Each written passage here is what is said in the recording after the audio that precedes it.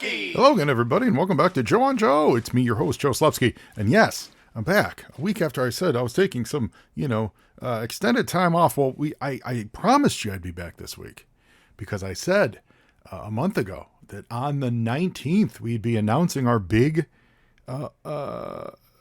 contest winners. That's the word, contest. I was going to say award, but it's a major award. And so I got to be here on the 19th. I'm not going to let you guys and girls down with that.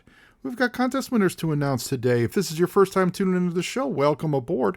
This is the podcast where I've covered every episode of the G.I. Joe cartoons. We've covered all of the comic books and a lot of other retro ephemera. That's primarily what I've done here for 9 years, and I welcome you to look in our archives.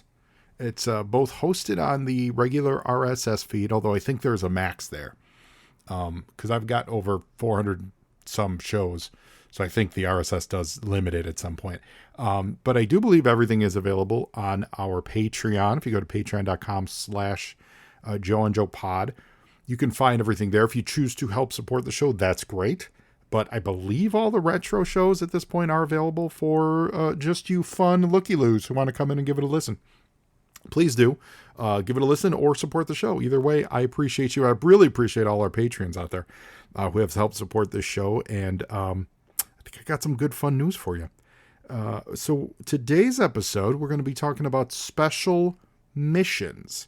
I skipped special missions when it was time to do special missions because I had bigger plans for special missions. And then all of a sudden, time is what it is. And I realized, holy crap, I never did special missions. So today we're doing special missions. And time for permitting, some of these may show up exclusively or for a while exclusively over on Patreon. I'm not exactly sure. But that's what we're doing today. We're doing special missions number 1. Now, I know I front-loaded this with talk about the contest, and that contest was for the After Action Report. I've got some extra copies. The products from our friends over at After Action Report, including their command files and their silent mission dossier companion. And we were going to give those away. And we had a bunch of you guys reach out to my Gmail address, which is joeonjoepod@gmail.com. And you all were awesome. You're all entered in there. But guess what? You did all win. That's right. And it's not because we only got like 3 people. We got a handful of people that entered the contest.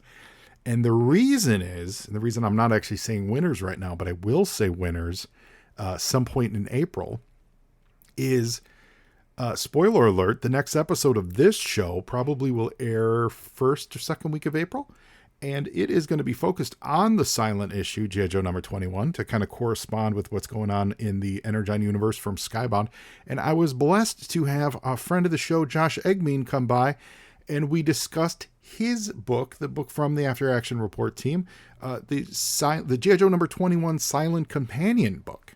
And you know what he did? The reason I share all this roundabout way is he left me a whole box full of giveaways for that book. So I feel like Oprah right now. Everyone who entered is going to win, and there's room for more. So if you're hearing this and you just heard another episode and you're like, oh, I meant to send Joe an email, you still have time, because I now literally have a box full of extra copies of the After Action book, the Silent 21 Companion, which is the really cool. And we get into this with our interview with Josh. It'll be in a couple of weeks, but it's really his breakdown and not just him, is the whole team, Roger, and they investigate the history of that book and how many times it's been referenced, how many times it's been homaged, what were the printings, like what was the origins of it. It's a really, really cool in-depth look at one single book that I didn't think I needed to read 80 pages on, and yet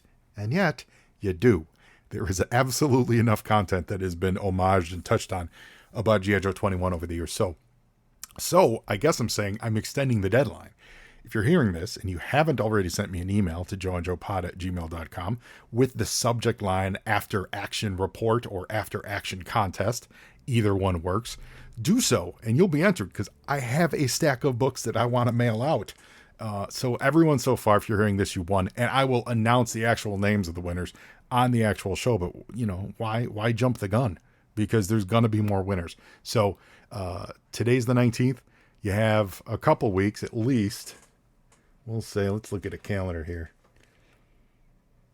Let's call it the 9th, April 9th. April 9th. You have until like April 8th, April 7th, something like that, to shoot me an email. You can also find me on Facebook, Twitter, and Instagram at Joe and Joe Pod. Say hello there. I always love hearing from you guys. There's been some fun announcements this week. This morning was the Hasbro G.I. Joe live stream. They haven't done one of those in quite a bit. That snake armor is the bee's knees, man. That thing is epic and amazing. I'm so glad they did it to where a figure can actually fit inside. That is awesome and totally great. I think all the figure reveals were good. Snake Eyes looks great.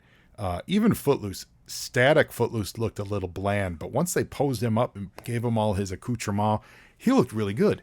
I think my favorite is it's either Blowtorch or Blowtorch. So I think my favorite is Blowtorch, although Darklon actually looked really, really good. I love the divers. They look great with the heavy water. What else was there? Darklon, those guys. I know I ordered all the figures, and boy, was it not cheap. But it was a great reveal. So I hope everyone got them. Also, the previous week, there were a bunch of pre-orders. So there's a lot of stuff popping. Once again, it's been a quiet few months for G.I. Joe. And it's exciting to see them and they did the big announcements about Cold Slither, which, of course, listeners, you go search for Cold Slither Behind the Rock, and you'll find my take on Cold Slither. So today we're talking G.I. Joe Special Missions, and we're doing it Joe on Joe Illustrated. So we're going to go through this sucker page by page, panel by panel. It's not going to be excruciating detail because this book is great on every level. Start with the cover, Mike Zeck cover. It is absolutely gorgeous. It is iconic. The everything about it's awesome. Zeck draws great action. He draws great angry faces. The gunfire, that appears to be Torpedo on the right. It's Wetsuit on the left. The gunfire from their Uzis is awesome. They're climbing up a ship. Like, they just look mid trouble. It's great. This is one of the great book covers that, G.I. Joe fans remember and stands out, primarily I think because it's number one. So it certainly gets a lot of play in that regard, but I do think it really, really pops. So zero complaints about that. I love that you don't know who they're shooting at, just that they're under fire. No, that sinking feeling. Larry Hama, Herb Trimpe, Bob Sharon, Phil Felix, Don Daly and Bob Harris are the editors. Jim Shooter's editor-in-chief. And Sharon was colors, Felix was letters, and Trimpe art. Now, this is from 1986, so about mid-86. Trimpe had stepped away from the G.I. Joe book for a little bit, so this was him returning, and it's like he saved up all of his amazing talent and energy and poured it out in this book, because I love the way this book looks.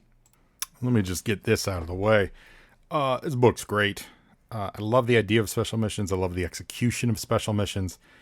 I think that G.I. Joe of almost any property is perfect for special missions. You've got so many characters and so many different types of stories you could tell with all these characters. Why not branch them off and do that? I know they've tried to do it over the years to somewhat affect whether or not, G.I. Joe can sustain the sales on that kind of a thing. And I know then sometimes, like Larry's gone back and circled in the main series and done, special missions issues that kind of cover all time frame. I think these should be a regular built-in function of the main comic book. I really, really do. Whether or not it can sustain its own series or not, I don't know, but at least 2-3 times a year, I absolutely think they should make this a regular thing where they just branch off, give the main, if it has to be in the main storyline, give the main story a little bit of a breather and tell these one-off special missions that feature the unknown Joes, so to speak. Because it's so much fun. It's a lot of fun. In this case, we get to feature Joes that we're not getting spotlight, and we get a lot of time with the Oktober Guard, which is great. It's, yeah, I think it works. I think the premise works. You know, what, it ran for 28 issues, something like that. So I'm on board. Opens somewhere in the Baltic Sea. There is a Swedish trawler, the Christina. There's going to be a lot of weird Russian names, by the way, in this. Out of, I imagine this is somewhere in Sweden, Karlskrona. I don't know where that is. But the ship is full of herring and mackerel. And the Oktober Guard are flying overhead in one of their giant Russian gunships. And they're not fooled by anything. They say the only fish the Christina is interested in are built by General Dynamics at the Groton shipyards. So the next page, we've got Torpedo looking through some binoculars, and Cutter, he's steering the ship, and they make positive ID on Dinah and Colonel Brekov. And here we get two of the greatest panels in any G.I. Joe comic book ever, because they feature Polly.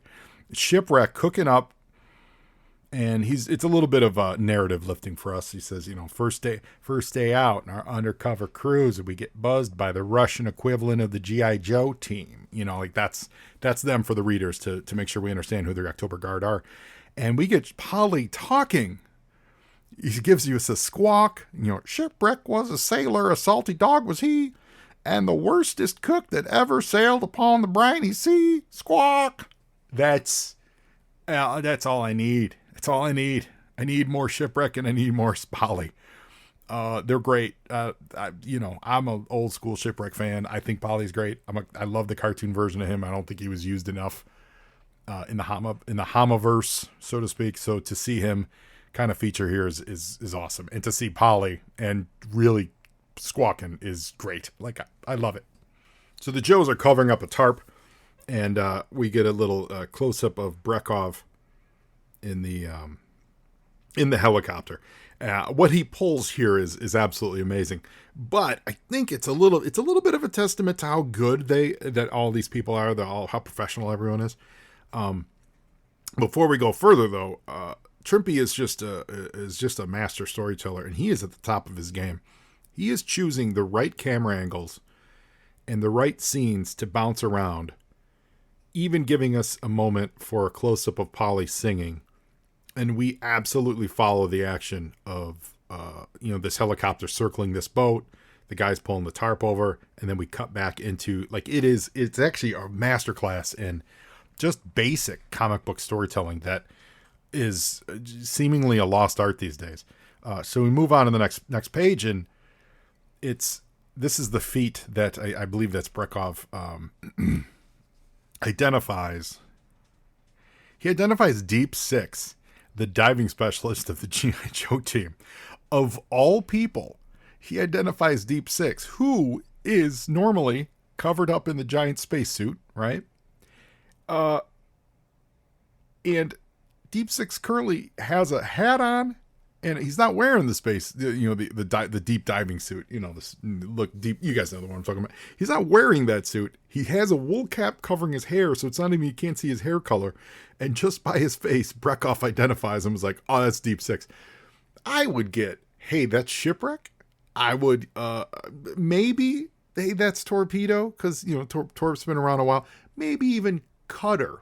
You know, he's got the distinctive mustache. Maybe he still has keep his Boston hat on, right? But to have him identify Deep Six, of all people, is either wildly ridiculous or wildly competent on the part of Colonel Brekov. It depends on how you want to no-prize that one.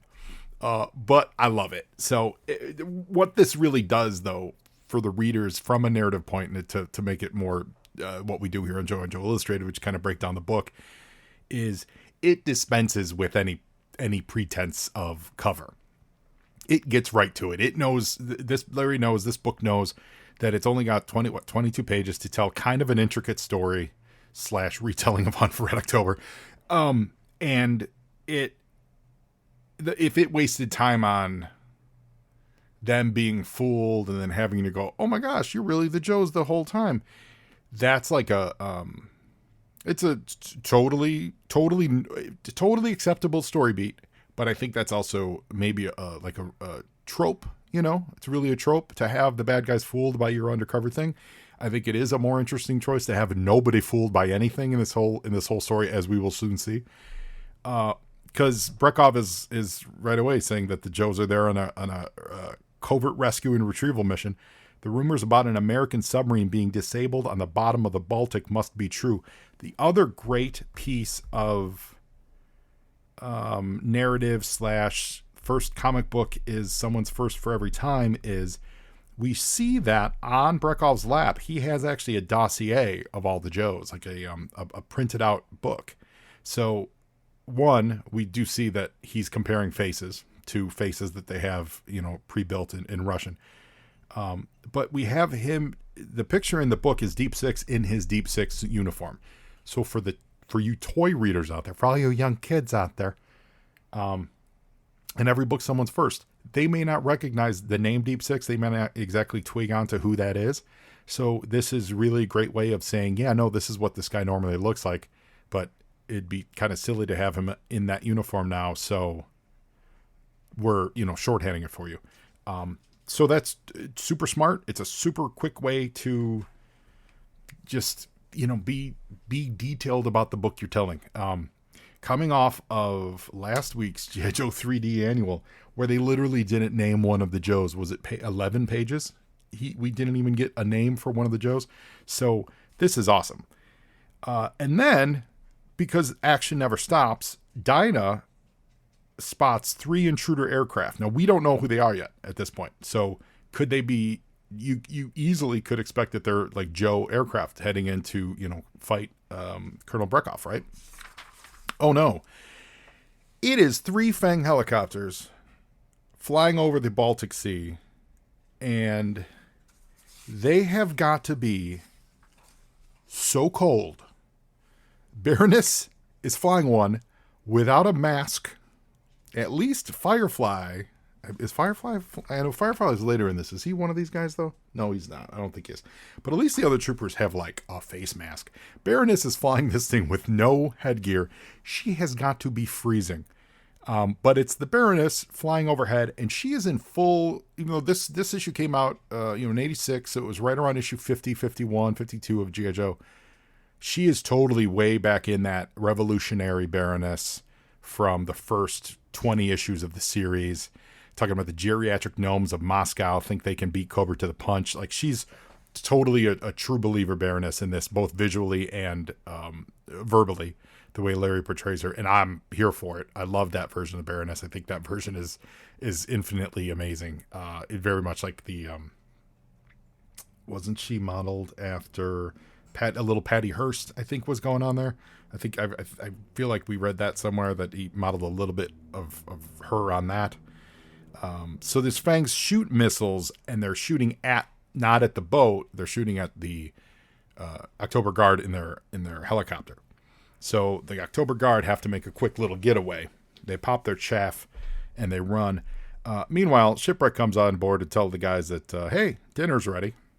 Get another little poly shot, and we see in the distance these 4 helicopters are having a little dogfight in the sky, and it's fun. We get to see how capable the Oktober Guard are. Really good storytelling. We've got a large, so it's a 3/4 tall skyscraper shot where we get all 3 of the Fangs lined up in a row. So that tells us kind of that the way this shot is, we see the Baroness, then behind her another Fang, then behind it another Fang. It places them in space for us, that they're attacking in a line. And then we cut to Dana telling the Colonel to arm the chin turret, and she's actually piloting the helicopter, and she's letting one of those Fangs slide into his kill zone. And then the next shot we get, that Fang gets literally chopped in half. I'm assuming that that pilot dies. Hits the drink, And while they're doing that, though, one of the other fangs hits the helicopter. But not before, or at least right after, they then take out the third fang. So the Baroness is still alive and kicking, but it's one-on-one. We got a little dogfight in the sky. They pass each other. Lots of missiles flying, lots of guns blazing. The Oktober Guard are damaged, so they have to go home, which we find out later is a tanker in the ocean a little distance away. It's it's like a trawler tanker, big Russian boat. And the Fang with Baroness, she limps away the other direction. So even though they both know those are the Joes, those two in the sky know that they're going to have to beat one or the other in order to get the trophy, which they think is a sunken submarine that the Joes are there for. So the Joes are just sitting back watching this whole thing. In fact, most of this, the Joes are very passive, and I love that for them. Like, it's great because it's something different, It's their plan that comes to fruition in this issue without spoiling anything. It's not necessarily them, being men of action. It's them being smarter than the average man of action. And so while they limp away, Deep Six says it's time for him to suit up. So now he's in his regular Deep Six outfit, and they jump into the Shark. The Shark is what was under that tarp earlier. This is also a cool little spotlight on the Shark, which would have been a new toy at the time. And they specifically say that the commo cable is free and clear, all voice and video communications on a secure wire. So they make sure to tell us that this communications cable, which is going to be linked up and hooked up to the Shark, is how they're going to be communicating with them. They say it, they move on.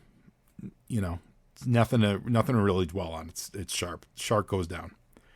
So 10 nautical miles to the south, we get the Hind, the Oktober Guard, limping back towards the deck, and now we've got Stormovik, Horror Show, Schrag. We all know them from the Oktober Guard, and this new guy. I don't believe we've seen him before. Captain Bulgakov. He's captaining the boat, and he says, "I am thinking, Schrag, that adventurous aggression is counter to party doctrine." So he actually course corrects what these guys are saying about talking about that they got, how exciting it is that there was a firefight, all the missiles were loosed, whatever these guys were up to must have been exciting, and the Bulgakov is reminding them, like, button up, like, we're Russian soldiers, like, there's nothing to be excited about, we're here to do a job. So the helicopter crashes. They actually landed Diana. Nice landing, Diana. I don't have to file that negative report on you to the KGB now, which is crazy. Like, what it must be to live under that kind of like, do your job. Like, we're not gonna ranch. Like, if something happens, the Joe's attacked, and you did your best, you survived, and you get rattled out to the KGB. That's nuts. Anyway, we get a little reference here for where this takes place in time. This is after the G.I. Joe yearbook number 2. Because we've got Colonel Brekov saying he's just gotten rid of that burning cockpit smell on his uniform from that Afghanistan debacle. That was in yearbook 2. And this page does what a lot of this issue actually does, which I kind of like, is just there's a lot of heavy lifting text explaining why and how people are doing things, but I don't mind it. Like, that's not a complaint or a criticism. It's really setting up the intricacy to get what could be a complicated multi-issue story out in one. And I think that is an art that is lost on modern comics. Like, this would be at least a 2-issue adventure if this came out today. And I appreciate that they're able to get it in one. And how do you do that? You just give a little exposition, where, Colonel Brekov says, the Americans have lost a sub in the Baltic. This is our pond. They're not supposed to be here. with your comprehensive knowledge, we can salvage that sub and advance our underwater capabilities. All we have to do is, and he reiterates, oh, we just have to neutralize the crack G.I. Joe team, who are ensconced on a Swedish vessel, flying Swedish colors and obviously carrying Swedish papers. Swedes are still upset about our sub that ran aground in their waters. And he explains he's the harbor master of Kaliningrad. He's got responsibilities. That's why he was sent along. And Brekov here sets up a little bit of foreshadowing here. He says, you are too cautious. That's why you never got promoted to admiral. So there's, he's both laying the tracks for some of the motivations that come up later, but also just doing a lot of expositional heavy lifting, but getting it done well and in character and without dumbing it down. And I appreciate that. So now we have to cut to the Fangs and how are they surviving? The Baroness, her Fang is just, blowing smoke everywhere. They're now 10 nautical miles to the north of the Christina. So remember the Russians were south. Now she's north. And she calls into this is where Firefly comes into play. She radios to Firefly, who's on a hydrofoil, a moray. Says stand by with the eels for rescue. She's going to have to ditch the Fang in the ocean, which she does. Fang's one of the all-time toys, and it looks great on paper, but then things like open air cockpit and having to ditch while that rotor is flying, 2 feet above your head is always funny and only doable on a comic page. I would love to see them try to do a Fang in real life like this. I can't even imagine they would even try. They would have to put a canopy on that thing. Anyway, so Firefly comes by and they hydrofoil and they drag the Baroness on board. And she basically says the same thing the Russian said is, we got to hold both of them at bay until a Cobra salvage sub can sail there. And Cobra can get the components and sell the secrets to the highest bidder, etc. So now we know what Cobra's up to. Meanwhile, over at the Christina, they're radioing down to the Shark. And in pretty much all of the images over the next couple pages, well, it's important on the next page, but we keep seeing that telecommunication line that's connected to the Shark and to the ship, which is important. And we see that Deep Six says, I'm initiating the search procedure, and it says, will commence video transmission upon making contact with the target. And as they're saying that, the Oktober Guard ship boat catches up to him, comes from 10 nautical miles away. It's the frigate Udalov or Udaloy. I'm not sure how that's pronounced. If the Y is silent, or I'm sorry, if the Y is a V, but Udaloy. You're in restricted Soviet naval operation zone. Change course, etc. Cutter is absolutely hilarious. He says no smorgasbord Saab turbo. He's bluffing them. And it says, Torpedo says, Deep Six still hasn't started his video transmission, which is a really interesting way to phrase that. And then we're looking at the TV screen, and he says, wait a minute, it's on. So now on the TV screen, there is a U.S. submarine that has been, the side of it has been blown out, decompressed, and it's leaking various things and oils and bubbles and things like that. And on the opposite side of the Udaloy, Dinah and Horror Show are diving, and they're going underwater, and they're going to intercept that commo cable between Christina and the Shark, and they're going to splice into the cable and release a telecommunication buoy, so they're going to be able to intercept all the messages and images that Deep Six is sending to the ship. Now, this is key. And Horror Show, meanwhile, Dinah is... she's going to surface and kind of, they say, harass the hydrofoil. So she's going to give the hydrofoil something to pay attention to. And Horror Show is going to reconnoiter the Shark. So now the Cobra hydrofoil is caught up. They're now giving an ahoy. Great small panel close-ups with enough wide shots to give space. We do a nice vertical sky shot of the water to give us reset our image of what's happening here. And we see the Joes on their Swedish boat right in the middle, parked with the two Cobra, with the Cobra ship and the Russian ship, circling they appear to be going in a counterclockwise fashion. And so that really sets up in one panel, kind of gives us what's happening in this. And we can just see them. They're just going to keep circling on opposite sides of the Joe's ship. And Baroness, she chimes in with we know who you are. Like, we're not playing around here.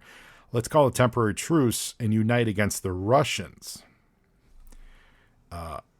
Now, while that's happening, she tells Firefly to deploy 2 eels to buoy the Russian frigate. So the Russians are boarding the Joes and harassing the Cobras. Meanwhile, the Cobras are sending eels to harass the Russians. Over on the Russian ship, and this is what I mean, like, they barely deal with the Joes in this mission. This is all Russians and Cobra. They're picking up the transmission from the cable splice, and we see its visual image of a Los Angeles class attack sub disabled on the seabed. Sound probes confirm they can even hear the reactor popping. That'd be, I believe, the nuclear reactor giving off radiation. And most systems are shut down. They're conserving power and air, so they think that there are survivors on board. The eels are on board, which these eels, Herb Trimpe draws these eels like a master. These eels look amazing. The coloring on them, and all the coloring in this whole book, has a little green hue to it.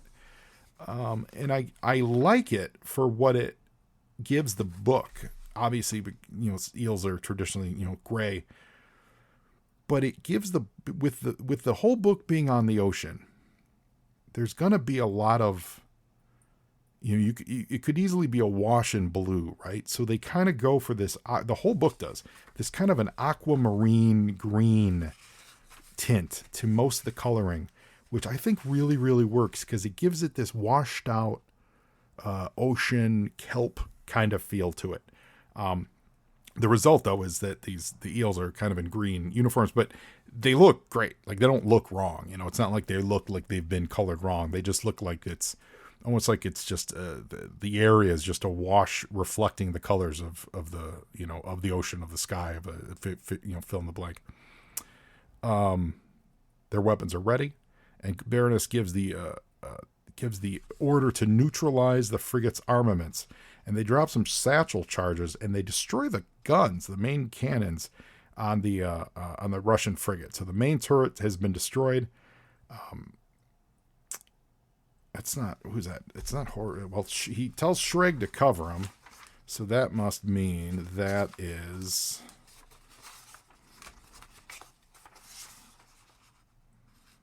Stormovic. So Stormovic says, cover me, Shreg. He's going to go out there and see who they are. So they start shooting up their own boat, trying to get these eels. They still have to take out the missile launchers on the Russian boat. And Baroness says 2 Cobra eels are worth a company of Soviet Marines. And at that moment, Dinah is climbing up behind her, but she said, "But not the Oktober Guard, Baroness." So she and drops a grenade in the cockpit. For the record, I mean, should have killed Firefly. This is a great explosion. Firefly is 100% caught in the blast. He is either laying on the surface of the boat in the next panel, or he's crawling out of the cockpit of the hydrofoil in the next panel. But he's hurt, and he should be hurt because she threw a grenade into the cockpit of the hydrofoil, if you could picture that. And the Baroness kicks her off the boat, back into the water. Firefly's alive here because he actually says the grenade knocked out our controls. The wheels and the throttle are frozen. So picture it like he jumped out of the way of the grenade, but the grenade still ruined the controls of the boat. But they are headed directly towards I believe it's the Russian ship because it's smoking in a couple areas. I don't believe they're heading towards the Joes. So over on the Christina, the cutter gives a signal to Torp and Wetsuit to suit up and hit the drink. And this is the first we hear of this. Wetsuit says skyhooks on schedule with a question mark. And Cutter says affirmative. So now you're reading this and what skyhook are they talking about? in the years since this book came out, we've seen the skyhook used in things like Batman Begins, when he or was it Dark Knight? No, it was Dark Knight when he hooks the financier and brings him from Hong Kong back to, where he grabs the guy with the airplane. But we've seen the skyhook in motion. I don't know if in 1986 a lot of readers were familiar with what a skyhook was. So this is pretty cool and neat that he just says it, and we're going to see it later in action. I don't know that readers would have been really familiar with what that is. And then we go back underwater to check on Horror Show, which we know he was headed towards the shark. And we don't understand what this is, but he gets to the shark. He opens the cockpit, and there's no one in it. So Wetsuit's not in the cockpit. Or I'm sorry, Deep Six isn't in the cockpit. But there is a little VCR playing, and it's hooked up, and it says Professional VCR.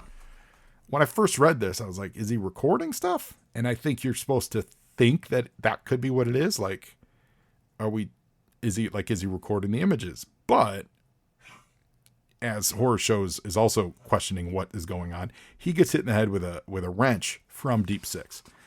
Deep Six, by the way, shown in the most motion he's ever had been shown in that suit, which we all know the figure was immobile because it floated.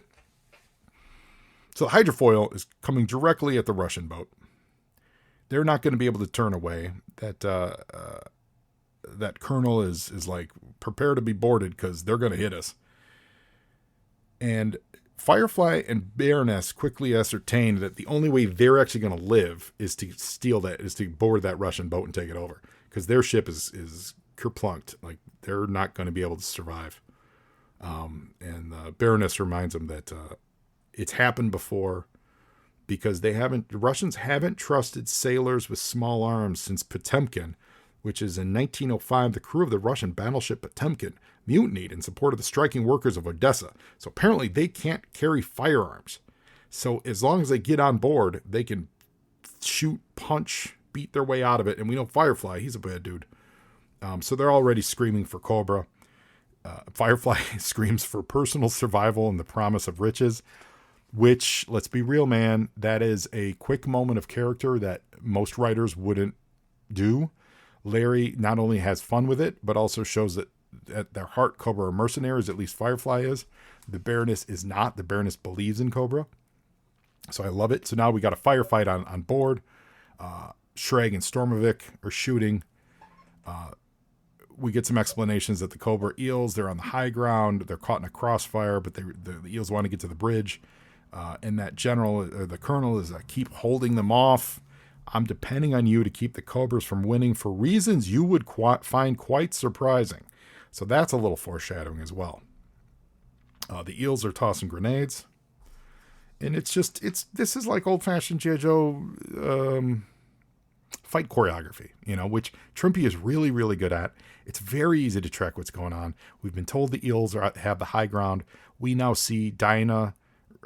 She climbs back on board. She left the hydrofoil. She reaches their ship. And she is a sniper, whether we know that or not, but she says, let's see if this plastic case for her Dragunov is really watertight. But we know that Dinah is the sniper of the team. So she pulls her rifle out and she murders those fools. Those eels are dead. She shoots them from behind. The one may be alive, but I feel like the one on the left is totally dead. So she takes care of the eels.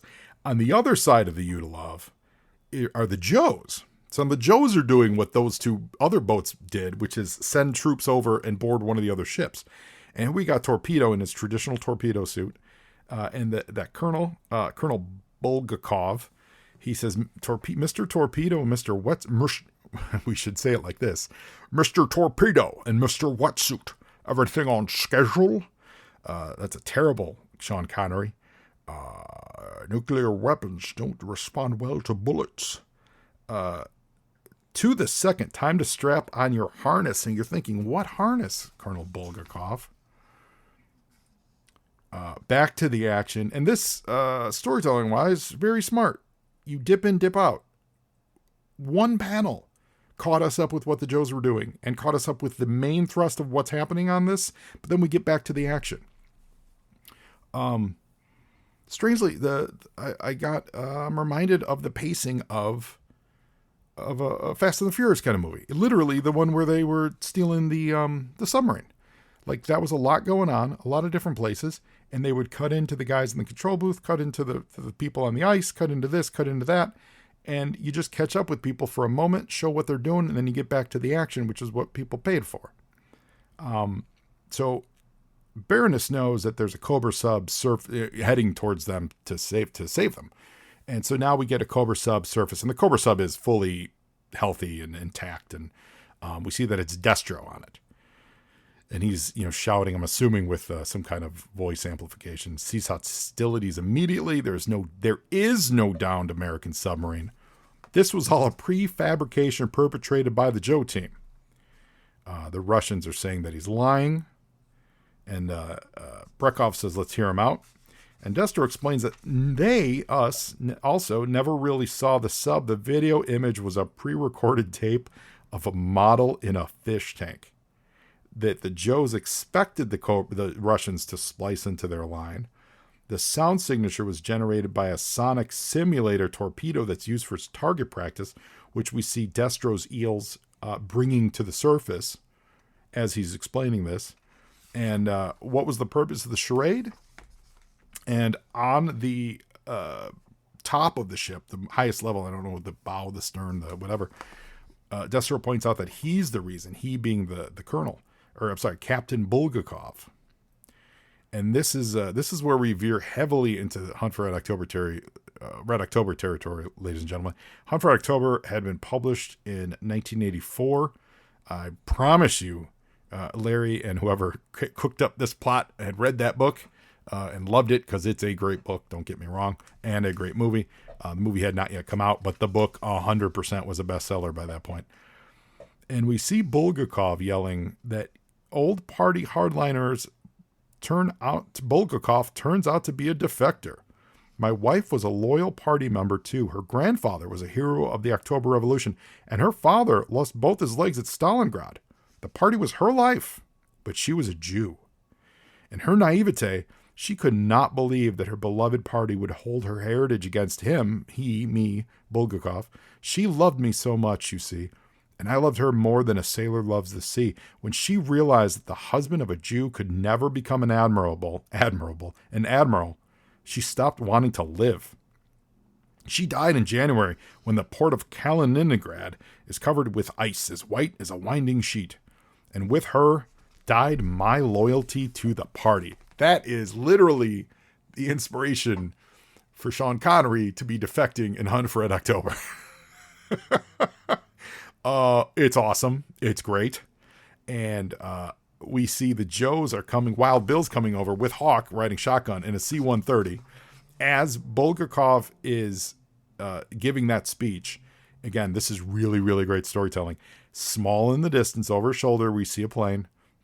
Close up on Bulgakov's face, because his face is now carrying the emotion and he's the focus. But you see over his shoulder, the plane gets a little bigger. Now the camera moves past Bulgakov and focuses on the plane. And then it's just a straight up close up of the plane heading right towards a balloon that happens to be attached to Bulgakov's torso. And it's that skyhook thing where a plane flies low and grabs the floating balloon and whatever the cargo is, rips it right off the ground. And the Joes needed the Oktober Guard to bring him in the middle of the Baltic to extract him and defect. They needed a Cobra to cause a diversion, so while they effected that extraction, that's why we were both leaked information about the supposed sub. And we see that it's Wild Bill and Hawk on board, and it's old school Hawk, not General Hawk. He's in his old school togs. He says, that's what I call a perfect mission, Wild Bill. They welcome him aboard. That Stabo, the stabilized body extraction rig, can be a little jolting. He says he found the experience quite uplifting. It looks like that's Roadblock, and I want to say that's Airborne based on the helmet. That's kind of cool that they went to the trouble of drawing actually Airborne. They're shooting at the plane. Destro yells them they're idiots. They were out of range and stuff. So this is the only part. And so it works. They defected. And now the Joes are on this Swedish ship. They still have a horror show captive because Deep Six hit him with a wrench underwater. They're winching the shark back on board, and they kick Horror Show off the boat. They just boot him in the water because he's got his scuba gear on. He'll live. It's very funny. Shipwreck does. He's got a pistol on him, kicks him, throws him back in, and he says, "This calls for a nice frosty round of Yojo Cola." And they all celebrate. And then on the Utiloi, the Baroness says, "You dare not shoot us, Brekov. Your main turret is knocked out. Like Destro would kill you if you hurt us." So it's a whole standoff going on. So they jump in the water, and this is from Brekov. He says, "We don't have to be civil about you getting you back over to the boat." So he kicks them into the water, Firefly and the Baroness. So basically, everyone's in a standoff to get away clean. The Russians don't have any armament anymore. Destro just wants the Baroness back. He knows they lost. He's smart enough to know they lost. And the Joes are just going to scoot away. So that's great. And that's like everything I look for in a just a one and done G.I. Joe adventure. Like, really, I mean it. This is Special Missions is great. That's all we need. We get a tease for next issue that we're getting Clutch and Breaker taking on a Doomsday Machine in Words of Honor. That's exciting. So yeah, man, I mean, Special Missions is great. It's dope. I hope that some form of the current comic books kind of get back to this a little bit, and it's not a critique on the current state of the comics, but more of like, this is so fun. This is so much fun. This is something that should happen.